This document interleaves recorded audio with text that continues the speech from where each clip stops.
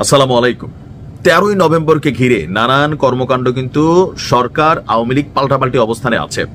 তবে আজকে যে দৃশ্যপট আমরা দেখেছি, এই দৃশ্যপট একটা ভিন্ন বার্তা দেয়। আওয়ামী লীগ, যুবলীগ, ছাত্রলীগ বা তাদের বিভিন্ন যে লীগ গ্রুপগুলো আছে, এর মাঝখানে পটুয়াখালীর 10 মিনায় আমরা যে দৃশ্যপট দেখেছি, ধরেন এই দৃশ্যপট যদি সারা বাংলাদেশে আসা শুরু করে তাহলে কিন্তু পরিস্থিতি অনেক খারাপ হবে। সরকারে যেই থাকেন, যখন কোনো মানুষ ভাইবা নেয় যে বাঁচলে গাজী মরলে শহীদ, এই মানুষটারে আপনি কিন্তু দমাইতে পারবেন না। যেমনটা আমরা জুলাই আগস্ট অভ্যুত্থানে দেখছিলাম, পুলিশ বলছিল যে একটার মেলা আরেকটা দাঁড়ায়, একটার মেলা আরেকটা দাঁড়ায়। তখন কি হয়েছে, যখন মানুষের মধ্যে থেকে মৃত্যু ভয় সইরা যায়, তখন কিন্তু আসলে যে কোনো পরিস্থিতি বদলাই যেতে মাত্র সময় লাগে না। কেন কথাগুলো বললাম? পটুয়াখালীর 10 মিনায় শরীরে কাফনের কাপড় পরে ছাত্রলীগের এক নেতার নেতৃত্বে একটা মিছিল হয়েছে। এখানে আইকনিক দৃষ্টিভঙ্গি হচ্ছে কাফনের কাপড়, যে গুলি করলে মাইরা ফেলবেন, কোনো সমস্যা নেই, মইরা যাবো, কাফনের কাপড়টা গায়ে জড়ায় নামছে। আপনি মোটিভটা বুঝছেন। এখন এই মোটিভে যিনি নামছেন তিনি মানে আমরা যতটুকু দেখলাম যে ভোরবেলায় উপজেলা সদরের প্রাণী সম্পদ অফিসের সামনে থেকে মিছিলটি শুরু হয়ে আদালত এলাকায় গিয়ে শেষ করেন। এখন ভোরবেলায় কেন করলো?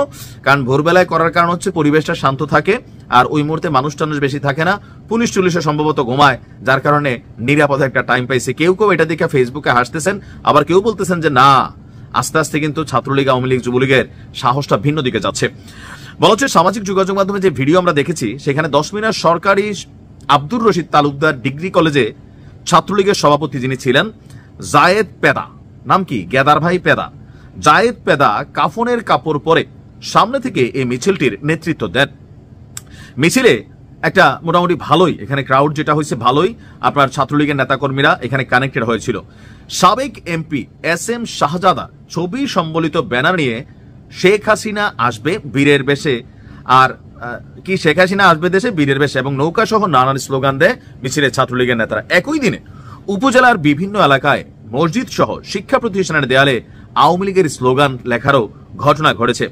আর মিছিলটি হওয়ার বিষয়ে নিশ্চিত করেছে 10 মিনা থানার ওসি যিনি আছেন মোহাম্মদ আব্দুল হালিম। তিনি বলছেন, মিছিলের বিষয়টি আমরা ভোরে জানতে পেরেছি, এটা ঝটিকা মিছিল ছিল, আর মিছিল দিয়ে তারা আত্মগোপনে চলে গেছে, আমরা তাদের গ্রেফতারে অভিযান পরিচালনা করছি। আমি আবারও বলি, এখানে আওয়ামী লীগের নেতাকর্মীদের একটু তাড়াহুড়া আছে।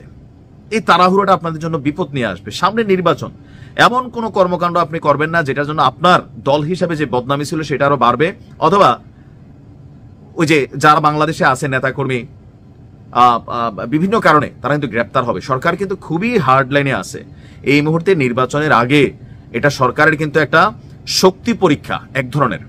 তো এই শক্তি পরীক্ষাটা কেমন, যে যেমন ধরেন সরকার চাচ্ছে 13ই নভেম্বর যেন বাংলাদেশে আওয়ামী লীগ ঢাকা লকডাউন সহ যে পরিকল্পনা করছে কোনো কিছুই করতে না পারে। সর্বোচ্চ হার্ড লাইনে পুলিশের স্পেশাল ফোর্স কিন্তু এখানে কানেক্ট করা হচ্ছে।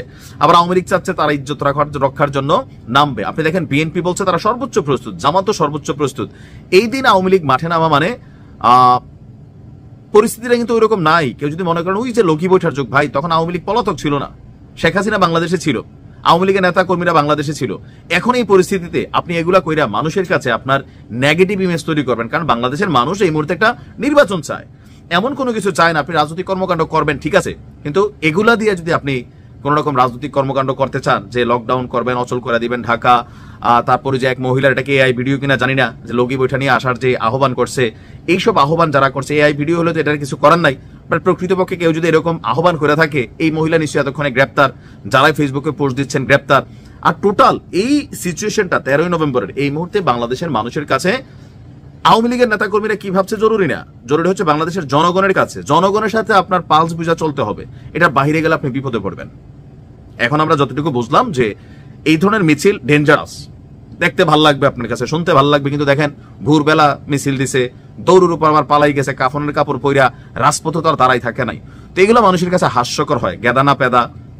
এগুলো হচ্ছে কি, ওই যে এরকম ভিডিও করলে এই মুহূর্তে ভাইরাল হয়, বিভিন্ন আওয়ামী লীগের বড় বড় নেতাকর্মীরা দেখে, হ্যাঁ, তারপরে যার পোস্টার লাগায় তিনারও একটু নাম হয়, যে দেখেন দলের জন্য কি করতেছে। আর যারা মিছিল দেয়, অদূর ভবিষ্যতে আওয়ামী লীগ আসলে তারা আবার সুযোগ সুবিধা পাবে, কিন্তু সেই পর্যন্ত বাইচা থাকতে হবে। এই সকল কর্মকাণ্ড করে এই মুহূর্তে দেশকে অস্থিতিশীল করার চেষ্টা করলে আপনি রাজনৈতিক কর্মকাণ্ড যেটাই করেন, এটা হইতে হবে সুষ্ঠু, এটা হইতে হবে অহিংস, এটা হইতে হবে যে হ্যাঁ জনগণ আপনার কাজটা পছন্দ করতেছে। কিন্তু আপনি এই ধরনের লগি বৈঠা সহিংস টাইপ অ্যাক্টিভিটিজের দিকে কোন রকম পোস্ট করলে এই যে 1-1.5 বছরে আওয়ামী লীগ সম্পর্কে মানুষ 2-1% যে মানে মেন্টালিটি বদলাইছে, এটার আরো 100% বিগড়াই দিবেন, গ্রেপ্তার হবেন। নির্বাচন বাংলাদেশে হইতে হবে একটা সুষ্ঠু নির্বাচন। এই নির্বাচনকে বানচাল করার জন্য আপনি জাতিসংঘে চিঠি দিতে পারেন, ওইটা এক বিষয়, কিন্তু রাজপথে দেশের ভিতরে কোনো অস্থিরতা শুরু করা বা তৈরির চেষ্টা করা, এটা এই মুহূর্তে আওয়ামী লীগের রাজনৈতিক বোকামি হবে আর নিজেদের পায়ে নিজেরা শিকল পরাবে, আর বাইরে কিছুই না। যা করবেন বুঝে শুনে কইরেন, কারণ বিপদে পড়লে ভাই কেউ নাই। নেতারা বিদেশটিদের সাথে বউ বাচ্চা নিয়ে ভালোই আছে, ভালোই থাকেন।